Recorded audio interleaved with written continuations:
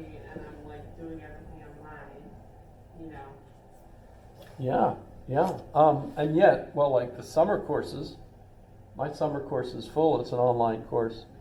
Why? Well, it seems more traditional really for the summer session for people to want to take their courses just online somehow so that they're not going to interfere with their fishing, their hunting, their camping, all their Alaska things, Do everything like that. And and I've had over the years myself, I've had in class like a logic. A lot of people like taking logic in person instead of online because I actually hate doing the online version of logic because I don't feel like I'm teaching anyone. I feel like I'm just monitoring they're using their computer to do the course through, the textbook, company.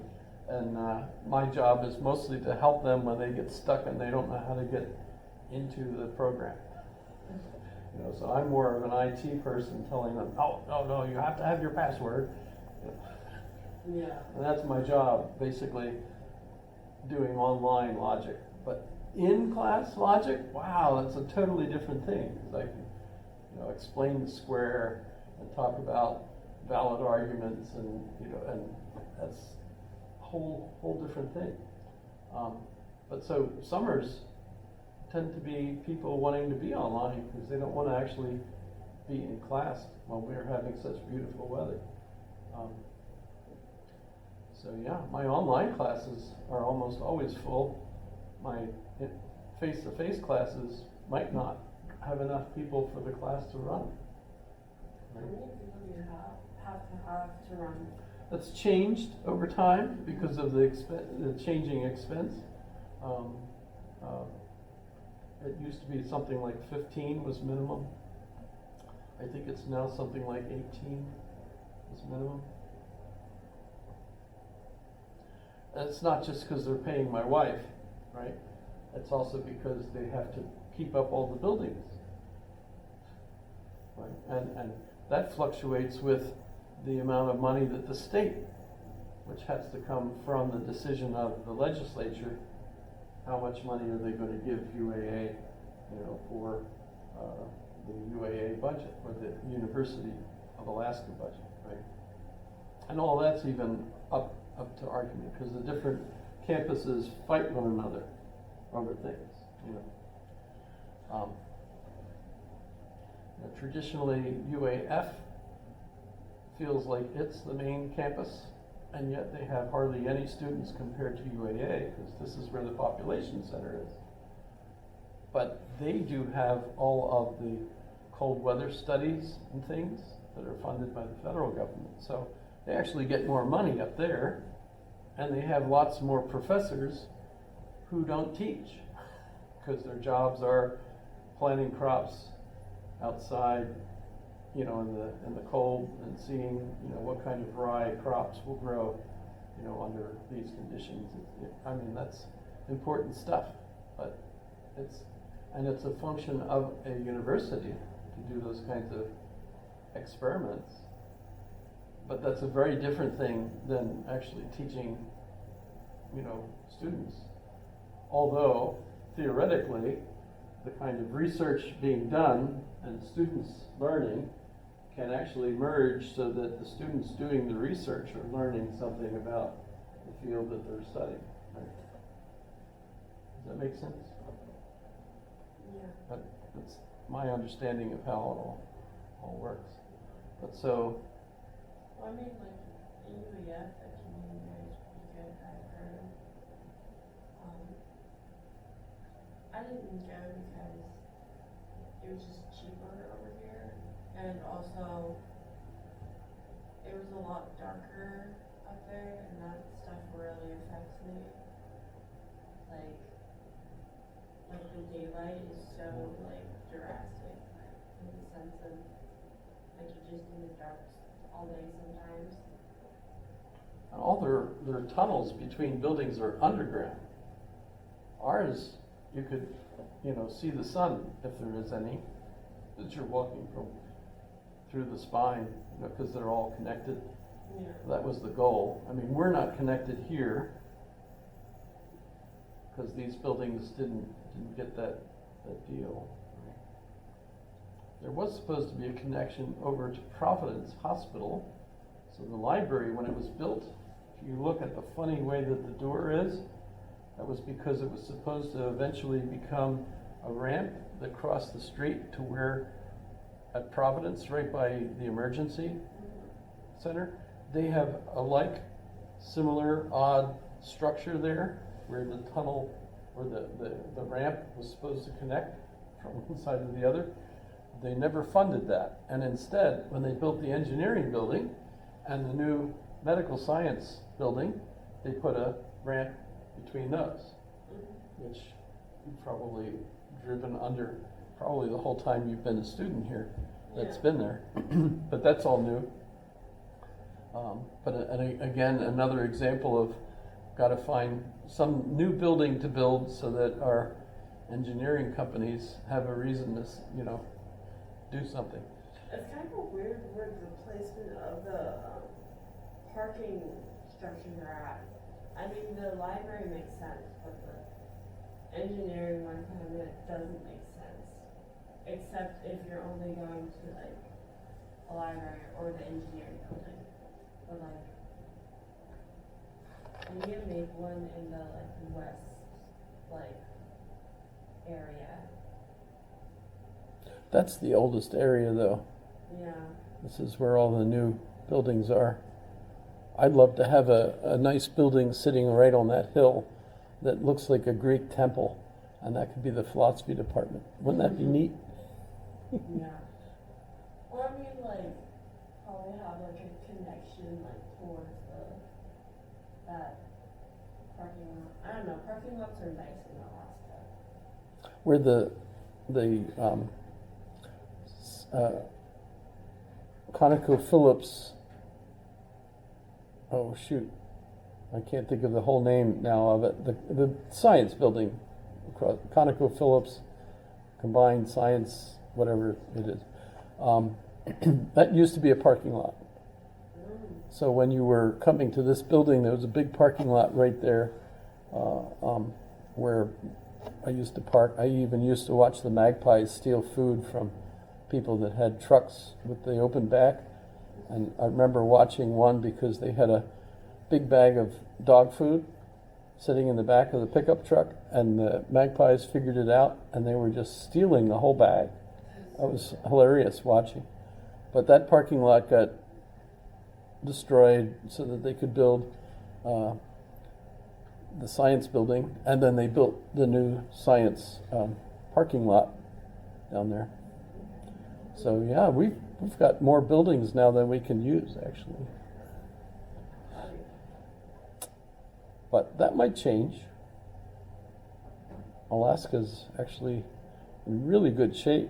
I mean, everybody keeps worrying about our budget. But you know what? We have more money in a fund. In fact, I think Texas and either North or South Dakota have funds too, but I think ours is the largest. And the big fight is over how much of it should we spend each year so that it continues to grow, as opposed to using it up too fast so that it doesn't grow and we end up with less and less money, etc. Notice nobody in Alaska pays income taxes, and in fact you get a permanent fund. Did you get a permanent fund this year? No permanent fund for you? Well, You just got here. yeah, December, so. Well, you have to have lived here for a full, not academic year, but a full tax year before you can apply and be eligible for the permanent fund. But this last year, we ended up getting 3,000 something apiece, including babies. Person in the household? Yes.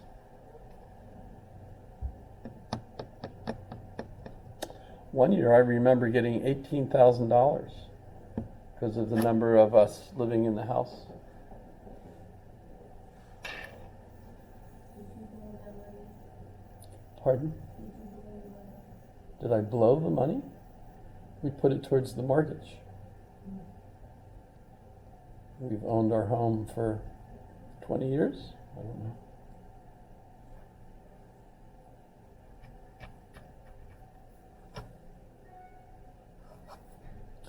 However, that's all dependent on the total, total economy, etc., which that's a whole nother aspect of what I consider philosophy. I mean, who are the economists?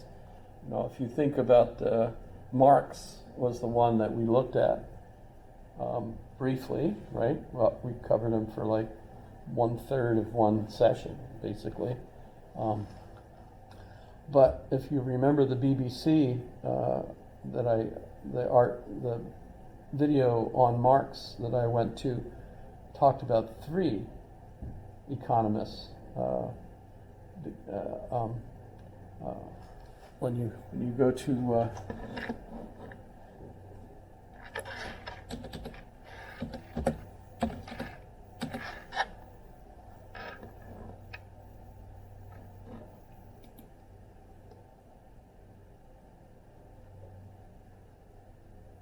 did I not push it right?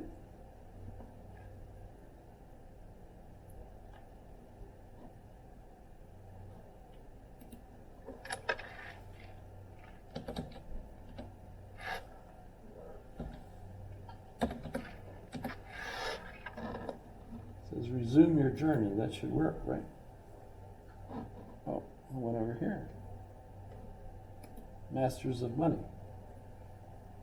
What?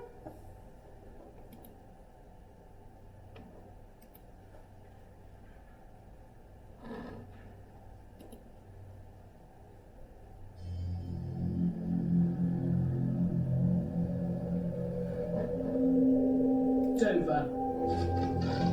The most dangerous man in Europe is about to arrive on Britain's shores. His preachings are so incendiary, he's been forced out of his native country. They didn't have all these Only cameras and Little everything Britain when will Marx came tolerate over. his presence on her soil. He heads to London to live in exile. The year is 1849.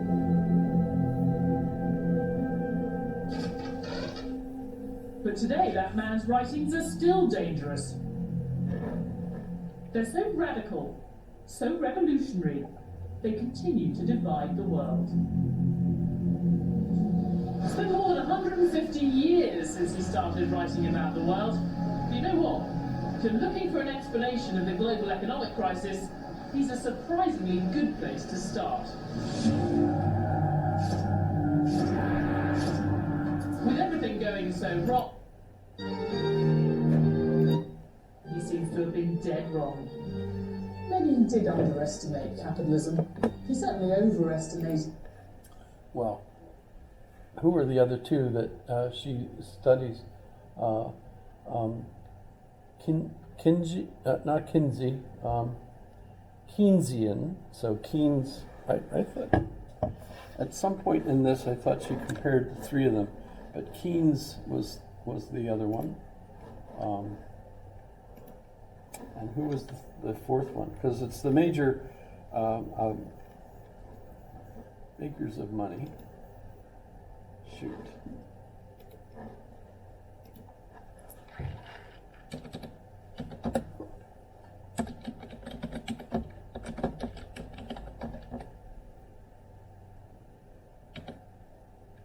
There he is, Keynes. John Maynard Keynes, and here's the 3, and the other one is Friedrich Hayek. So help me if I can't remember exactly how this goes, but Keynes, I believe, argues that the economy needs the help of the government in order to stay stable, and so the government ought to use its policy to basically have things like unemployment insurance, tariffs, any tools that the government can have in order to help try to regulate flow of goods and services in the economy, right? And so that's a Keynesian point of view. Hayek, on the other hand, if I'm remembering it correctly, believes that any influence that the government tries to have on the economy is actually only going to make things worse, right?